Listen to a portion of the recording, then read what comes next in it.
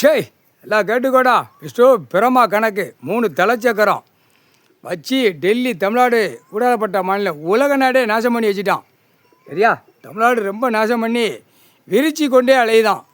இல்லை தமிழ்நாடு கணக்கில் எல்லாம் கேட்டுக்கோடா. அரசியல்வாதி கேடுகட்ட பைகளா. ஆட்சி அரசு ஆட்சி நாற்காலி சேரு எல்லாமே எரிஞ்சு போயிஞ்சு போச்சு. இப்போ நாசமாக போய் இப்போ நாற்காலி சேரில் தட்டுன்னு தட்டுத. தமிழ்நாடு முழுவதும் விரித்து போட்டு தட்டுதான். அப்படியே தலை பம்பை மாதிரி அடித்து தட்டுதான். போடுறா எனக்கு இத்தனை லட்சம் கோடி எனக்கு வேணும். அடுத்து இடம் எழுதணும். அடுத்து 4 வீலர் 2 வீலர் விமானத்தில் பறக்கணும். 4 வீலர் வாங்கணும். இத்தனை லட்சம் கோடி வாங்கி அப்படியே கடவுளுடைய பூமி விவசாயத்தை அழித்து ரோடை போட்டு நம்ம இன்னும் நக்கணும் அப்படிங்கிற நாக்கு வெறியில் நாக்கை கடிச்சிக்கிட்டு இருக்கடா. இப்போ அரசு கணக்கு என்ன விருதாடா? அது எரிக்கிறது யார்?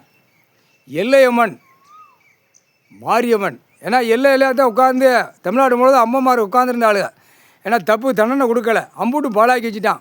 கொடியை தூக்குவான். ஒரு எலுமிச்சம்பழத்தை தூக்கி கையில் வச்சுக்கிடுவான். இந்த அதிமுகலாம் கரெக்டாக வச்சுக்கிட்டே ஆடிக்கிட்டே அலைவான். திமுக கட்சிக்காரன் மொத்தத்தில் சாமியே கிடையாது, பூரா நம்ம அழிச்சு ஆகணும் அப்படின்னு நாக்கை கடிச்சு அழிச்சிட்டான். புரியுதா? இது எவ்வளோ பெரிய கூத்து அடித்து வச்சுருக்க. அடுத்து காங்கிரஸ் கட்சிக்காரன் அத்தனையும் அங்கங்கே சூற சமீன் கணக்கு பூரா கையெழுத்து போட்டு இப்படி அடித்து நாசம் பண்ணி வச்சு போயிட்டான். நாசம் பண்ணி குடும்பம் இப்போ கந்தல் குளமாக தான் நிற்கி. இப்போ டெல்லியில் கேடுகட்டவே விவசாயத்தை அழிக்கணும். பூரா என்னென்ன அழிக்கணுமோ மானிட பேர் நம்ம மாதிரி கிடக்கும், அழிச்சு ஆகணும். அழித்து பூரா கட்டடமாக போட்டு விவசாயத்தை அழிக்கணும். அந்த வெறியில் டெல்லியில் உட்காந்துருக்கான். தமிழ்நாட்டில் பூரா அம்புட்டு பேப்பரை வாங்கி அரசு நம்ம உட்காந்து நச்சிடணும். தண்ணி வந்தாலும் மழை வந்தால் பூரா தண்ணிக்கு டபுள் மேங்க எடுத்தான். கீழே எல்லாம் நல்லா கேட்டுக்கோங்கடா. கீழே நீரோட்டம் மழை பெஞ்சாலும் மழை இறக்குவார். ஆடு மாடு கோழி கடவுள் தான் இறக்கி ஆடு மாடு கோழி பறவைகளுக்கு அதுக்கு தண்ணி கொடுப்பார். அதுகளுக்கு உண்டு.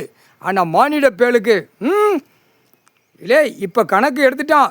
தமிழ்நாட்டுக்குள்ளே அரசியல்வாதி மொத்தமாக உட்காந்து கையை குலுக்கி எடுத்துட்டான். தண்ணி இல்லை. இப்போ என்னடா செய்ய போறிய கணக்கு? அவன் பார்க்க அவன் பேசுதான். என்ன கணக்கு? மின்னல் வாட்ரு குடிக்கான். ஆட்டா முடிக்க மின்னல் வாட்ரு மாதிரி ஆணுக்கு பெண்ணுக்கும் டப்பா தயாரிக்க போகிறான். ஏற்கனவே வெளிநாட்டில் எஸ்பெண்ட் போட்டுக்கிட்டு இருக்கான். இத்தனை லட்சம் கோடி ஆகுமா இந்த பேப்பரு? பூரா குடித்து அந்த டப்பா மாட்டிக்கணும். பூரா பெண்கள் சுடிதார் மாட்டினாலும் சரி, சேலை கட்டாலும் சரி, அவள் மாட்டிக்கிடணும். பெண்ணு ஆணு வெள்ளை வேட்டி கட்டி வெள்ளை சட்டை போட்டு ஆட்டிகிட்டு போவான். பேண்ட்டு சட்டை போட்டு ஆட்டிக்கிட்டு போவான். இப்போ உள்ள ஜென்ரேஷன் வரைக்கும் வயசான மூதாட்டி கேடு கட்ட போய் போகிறான். டப்பா மாட்டிக்கோங்கடா. தண்ணி குடிச்சேன்னா குடிச்சு கழிச்சிக்கோங்க. அப்படியே குடிச்சு அப்படியே வாழ்ந்துக்கோங்கடான்னு இப்போ விட போகிறான் அரசியல்வாதி. இப்போ அந்த கணக்கு எடுத்துக்கிட்டு இருக்கான்டா. தண்ணி வேணும்லடா குடிக்க. கேடுகட்ட வேலை பகவான் ஆண்டவன் கடவுள் கொடுத்ததை மதமாக அசிங்கம் பண்ணி வச்சுருக்க. ஜாதியாக அசிங்கம் பண்ணி வச்சுருக்க. கணக்கு போட்டாச்சுடா. அம்மாமார் அரசு பூரா எரிக்காளுங்க. இன்றைக்கி தமிழ்நாடு முழு எரிச்சிருவாளுங்க. அவன் குடும்பம் அரசுன்னு வச்சு அந்த மொட்டையும் பேப்பர் வச்சு வீடு வாசலை கெட்டி விவசாயத்தை அழித்து நாசம் பண்ணி உட்காந்துருக்கையில கூவ மாதிரி சீரழிய போகிற. சீரழிஞ்சு செங்க சுமக்க போகிற. புரியுதா? புரிஞ்சுக்கோங்கடா. 7 ஜெம்மம் சிவன் குடும்பம் சீரழிஞ்சு செங்க சுமந்து பூமியில் உட்காந்து கணக்கு போடுதாங்க. 7 ஜெம்மம் செங்க சுமந்துருச்சு. பிள்ளைக்காடு சிவனும் பார்வதியும் அவங்களும் செங்க சுமந்துட்டாங்க. கஷ்டம் கருமாயப்பட்டாங்க. இப்போ எல்லா பவர் கையில் எடுத்துக்கிட்டு இருக்காரு உட்காந்து. புரியுதா? இது குடும்பம் உட்காந்து எடுக்க முடியும்.